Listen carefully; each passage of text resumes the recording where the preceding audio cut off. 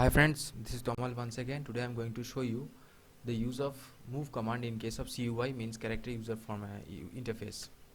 Let me open the CUI mode, means command prompt. Let me move to C drive and let me check the directories present here. Drives means folders present here. Okay, now suppose I want to create a folder called Tamal, MD Tamal, sorry, MD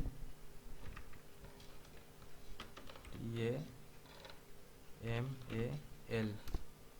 Okay, already created, or MDTAML7. Okay, let me check whether it is exist or not. Yeah, Tamal 7 already exists. Now suppose I want to move this particular directory within these folder Tamal. So what I have to do, I have to write the command move, then Tamal 7 and the destination directory. Now let me check the folder directory called Tamal, and obviously you will find, yes, that particular Tamal 7 is there. That is what I want to show.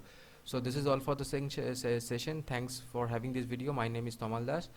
Number is 8420879158. Email is dastomal6@gmail.com.